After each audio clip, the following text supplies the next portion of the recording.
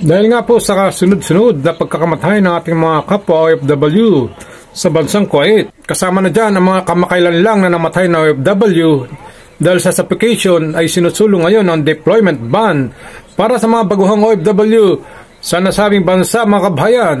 Kayo ba mga kabayan, papayag ba tayo sa ban na ito? So watch po natin ang mga nagbabagang balita na ito. O hindi makahinga dahil sa carbon monoxide. Ito ang natukoy ng NBI na ikinamatay ni Jenny Alvarado, ang OFW na nasawi sa Kuwait. At nung una ay mali ang naiuwing bangkay sa Pilipinas. Kasunod po nito muling lumutang ang mamungkahi na ipatupad ang deployment ban sa Kuwait. Ating saksi.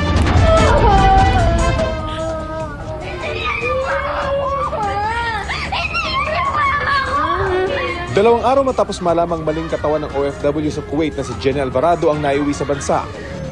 Dumating ang totoo niyang labi at agad isinailalim sa autopsy. Sa Rodriguez, Rizal, nakaburol na ang biktima. Ayon sa kanyang pamilya, ang sabi sa kanila ng amo ni Jenny, namatay siya matapos masuffocate sa pagsusunog ng uling. Bagay na hindi nila pinaniniwalaan. Para sa kanila, may foul play sa insidente dahil puno raw ng pasa ang kanyang labi. Sa Senate hearing kanina, ikinuwento ng mga kaanak ni Jenny ang mga pang-aabusong naranasan ng kanilang ina sa kanyang Kuwaiti employer.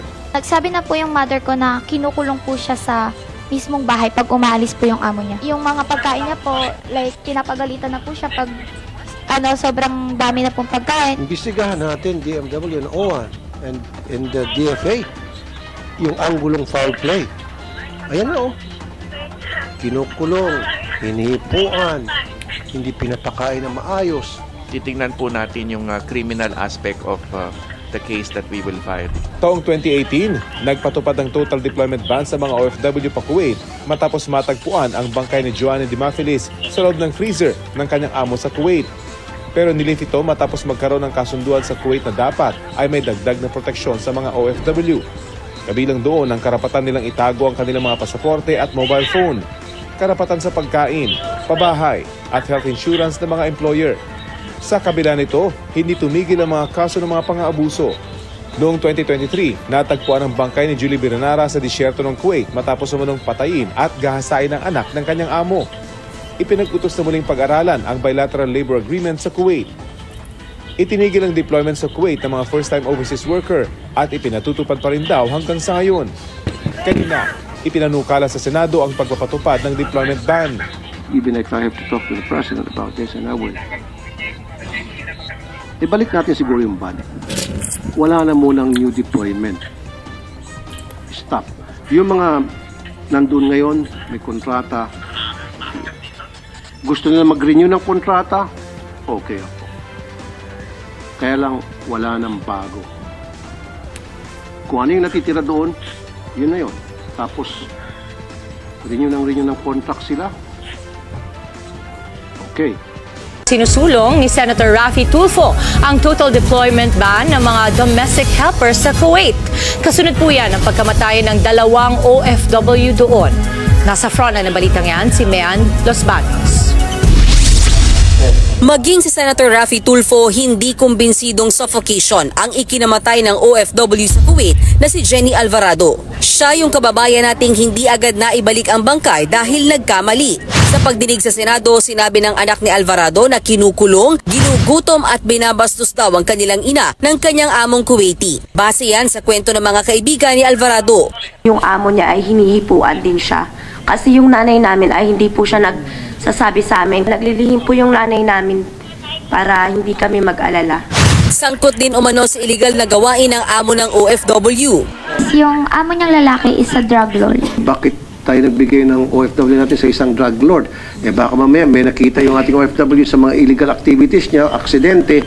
Base sa police report na nakuha ng Department of Migrant Workers, ang binuksang metal coal stove sa kwarto sa bahay bakasyonan ng kanilang amo ang dahilan ng pagkasuffocate ni Alvarado at 2 pang kasambahay na kasama niya. Tugma rin ito sa isinagawang autopsy ng NBI sa labi ni Alvarado. Inutusan ni Senator Tulfo ang DMW na laliman pang investigasyon. Baka sakali daw sinadya ang pagkamatay ng ating kababayang si Jenny. Pero ngayon pa lang sinasabi na ng DMW na may kapabayaan ng mga amo ni Jenny kaya sila na-suffocate at namatay sa kanilang kwarto. Kaya gusto ng DMW pakasuhan ang nasabing mga amo. Giit din ng mga senador, dapat tignan ng DMW kung may criminal liability ang amo ni Alvarado. Nakikipag-ugnayan na rin ang DMW sa gobyerno ng Nepal dahil napansin ding tuklap ang kuko at may bakas ng tali sa paa ang Nepali na kasamang nasawi ni Alvarado.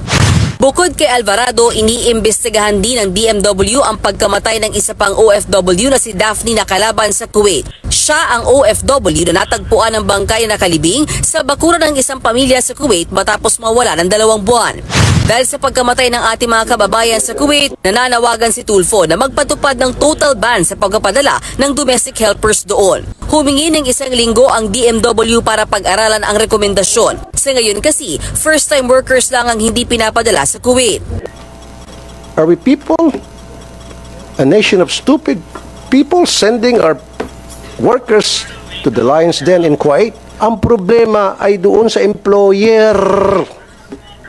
We're not the problem. The problem is Kuwait. The problem is the government of Kuwait not doing enough. Gusto rin ni Tulfo na magkaroon ng neuro screening sa mga among Kuwaiti bago pagtrabahuin ng isang Pinoy sa kanila.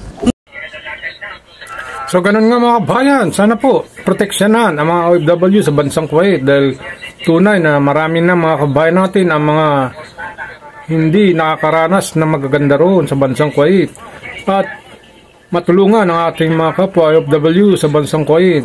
Salamat sa inyong panonood.